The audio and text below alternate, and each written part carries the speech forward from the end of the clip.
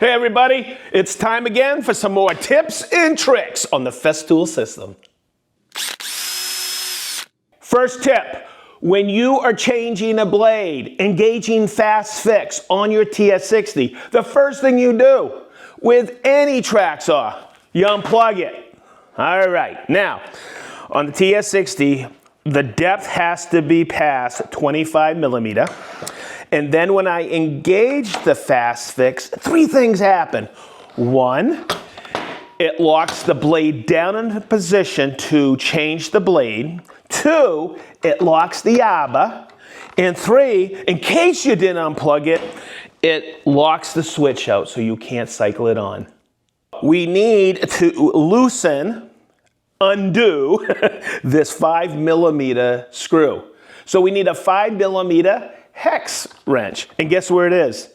Stored right here on board. Ha ha. All right, now, the nice thing about the TS60 is it actually, the motor here is flat with the sole of the saw, so it's easier to change. And I'm just gonna take this wrench and spin it off. And it's super simple. Oh, don't lose the screw. Okay, and there's a little flange. You just pop it off, take it off, and you can change the blade. So when you're putting the blade back on, you're gonna notice the little, looks like a little gear in there, and right here looks, so you're gonna make sure that those seat perfectly, and then you put the hex back on. So that's all there is, and you just re-engage. Oh, I forgot to put my 5 millimeter back. So when you're changing the head, the cutter head, on the HL850, the portable planer, it's pretty simple. You need a 5 millimeter hex key. Aha, it's right here. So the way to do this is removing the shield here off to the side and holding it. And right here is the 5 millimeter hex. Right here is the arbor lock. So you gotta hold them at the same time, let it engage, and you spin it off. So when I'm changing the cutter head, of course I'm going to spin off the 5 millimeter hex. But when I take off the head, this is where a lot of times there's two washers in there. One of them is a simple washer here, and I always put it in try to put it in a magnetic parts tray. But inside here, a lot of people don't see this, and what this is, it's basically a lock-on washer, and that goes, I'll show you right now, on the arbor shaft. If you lose this and don't put it back on, you could seize up the entire arbor. So when you look at the cutter head, it's a single aluminum billet, and when you check it out, there's a shallow end and a deep end. The deep end goes on first, then the lock washer, then the top washer, and then the hex. And that is how you change the cutter head. So when you're changing the bit on a domino, there's a couple tips I want to give you. So when you unlock it from the rod, you take the wrench, you release it, and take it off. I could do this all day. So the little button here locks the arbor shaft. So when you press it in and you turn it, you'll see it'll gauge in a hole in the arbor.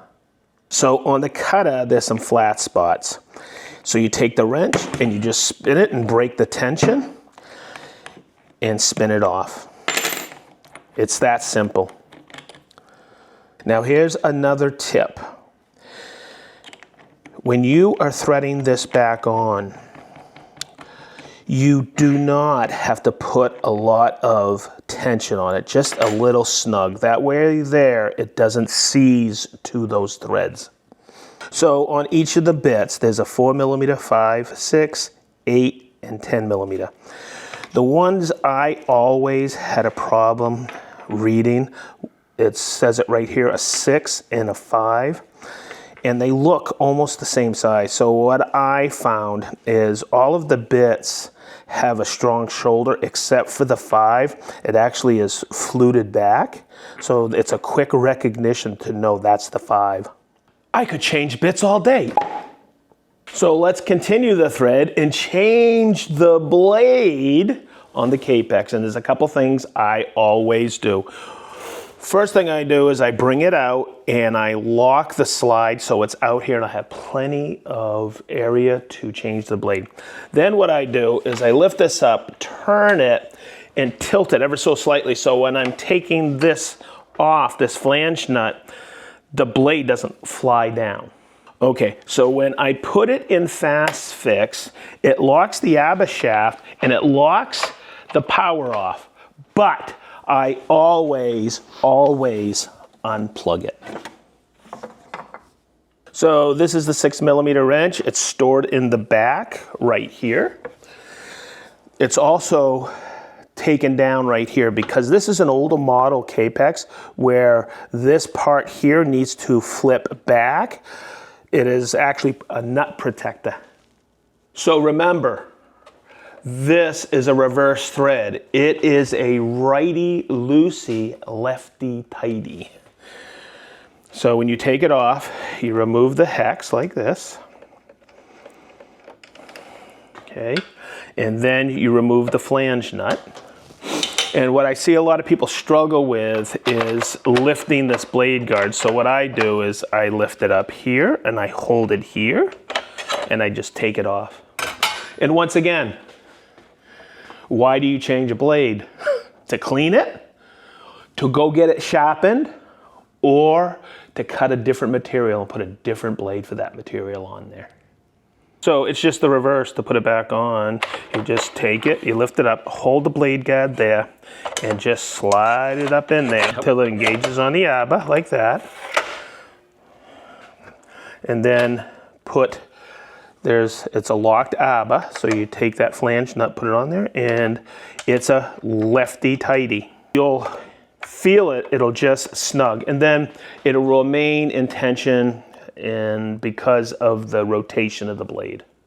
So there's some tips for changing your blades, whether on the Kapex or a track saw, bits on the domino, and also cutter heads on the planer. So as we always, oh, wait a minute, I gotta come up with a question. Hey, I've been ordering a lot of lumber lately, and I wanna know, what is your favorite species of lumber that you use or you prefer to use in your wood shop? Don't forget to subscribe and ring the bell.